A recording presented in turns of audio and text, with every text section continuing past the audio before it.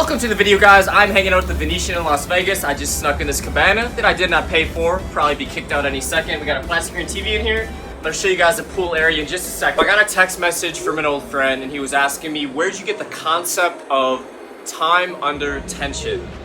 And then it got me thinking, because I go in the gym every single chest day and literally nobody has a developed upper chest. Literally nobody has chest aesthetics on point. So if I'm in gyms in Los Angeles, California, and nobody has chest aesthetics when I go in the gym, what does that say on how most people are training their chest? It says they are doing it wrong. If how your chest looks is the only thing you care about, and all these guys around the world are spending so much time on bench press, what does that tell you? So as you guys know, this is a part 2 follow-up video. Now, the first video I made, it pissed off one other fitness YouTuber so much, a very non-aesthetic fitness YouTuber I might add, that he made an entire video on why I was wrong. So I was like searching my name at the Apple Store and I see like one of the first videos that pops up was a reaction video on one of my videos.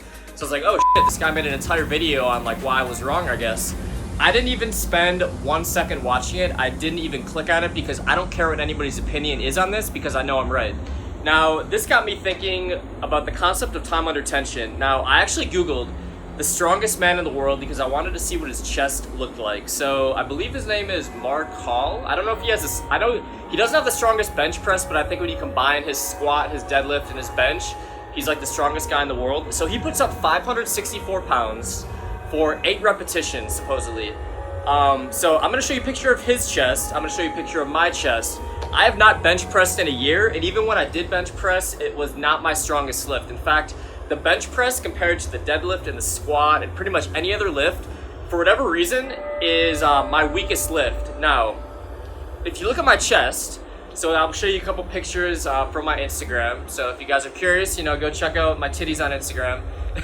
See what I'm talking about. If you're looking at my chest, I have pretty good chest aesthetics. Like my chest is pretty decently developed for a natural bodybuilder. I'm not huge. I'm 6 foot, 195 pounds. But when you look at my chest compared to his chest, obviously he's way bigger than me, but it's not like his chest really like overpowers my chest. So do me a favor, guys, make sure you like this video, subscribe, and watch until the very end because I'm gonna bring up some really interesting points on the bench press that you probably haven't ever conceptualized before, and I want to hear your opinion. So the problem with most guys spending so much time on the bench press is the average person only has so much time to work out every single week. Now, if you're exerting so much energy on a compound lift, because the bench press is a compound lift, it's going to drain you of a lot of energy.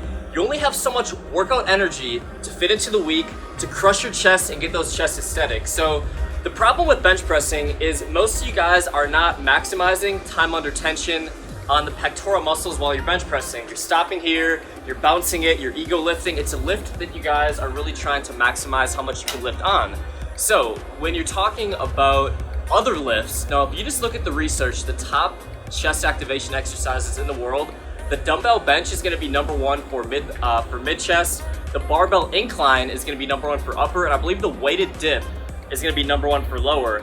I focus on increasing my strength on these 3 compound lifts. So the first half of my chest workout, I'm going really heavy on those compound lifts, and also dumbbell pullover, I go really heavy on that.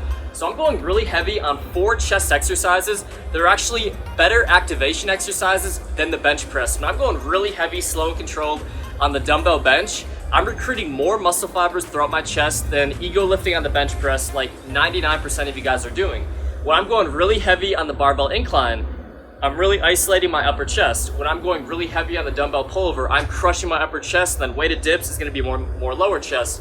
I'd much rather focus my time and energy on those 4 lifts than the bench press. Now, the second half of my workout, I split it up. I go 45 seconds under tension. That's gonna maximize the metabolic stress phase of muscle growth. The only 3 ways you're gonna build muscle is mechanical overload, metabolic stress, and muscle damage. Now, by going really heavy on better activation exercises than the bench press, I'm maximizing mechanical overload on the first half of my workout. Then the second half of my workout, I'm hitting metabolic stress with T45 sets. So actually going 45 seconds under tension and not resting that muscle is gonna be the key to hypertrophy, along with training to get stronger on it. So by doing any type of cable variation, going a full 45 seconds under tension, I'm able to get incredible activation in my chest. And that's basically that's how I've been training my chest the last couple years. It's worked really well. Anyone that I've ever told this to this little strategy has worked incredible for developing your chest. So I really recommend that if you're trying to bring up your chest, you struggle with your chest aesthetics, you just don't like how it looks in the mirror, stop bench pressing and start doing other exercises that are gonna maximize the activation and maximize your time under tension. And if you guys need a workout for the inner chest, the outer chest line, like kind of these specialty chest workouts just to add more variety in exercises, I'm gonna link in the description below to all my other workout videos. So I just wanted to do this little follow-up video, and I wanna also end with the point. Just because you're really strong in a lift doesn't mean you're gonna have great aesthetics, because everyone's body is structured in a different way. I guess if you compare my chest to like a lot of power lifters that can bench press 400, 500, 600 pounds, you're gonna notice I probably have better chest aesthetics than a lot of them because I'm training in a way for aesthetics and not strength. So the number one thing that I wanna really drill home with you guys over the next couple months in my workout videos is you've got to maximize time under tension and really have an incredible mind-muscle connection in sculpting your body if your only goal is how you look. And obviously, where I want to be strong, I'm always going to be trying to get stronger, but I'm not going to sacrifice only trying to get strong and not looking that aesthetic. So I really think it's a perfect storm to look aesthetic and maximize your strength. So let me know in the comments what you think. This is the last day in Vegas. We are headed back to downtown Los Angeles on Sunday, August 12th? 13th, August 12th. So Kitty Gaines and I have been in Vegas just hanging out, and I got so much content on the way. I'm gonna link to all my other chest videos as well in the description below, and I got some super outside the box videos coming your way. I got more nuclei overload videos and experiments coming later this week, and I'm gonna get back to 3 to 4 videos a week starting right now, so make sure you guys subscribe. Hit the bell for notifications so you guys stay updated. I'm gonna try to upload around 11 a.m. Eastern on weekdays, and then weekends be a little bit earlier than that, or once in a while on Sunday nights. So make sure you guys look up for my uploads, watch the most recent video if you haven't got a chance to as well, and I will see you guys on the next video.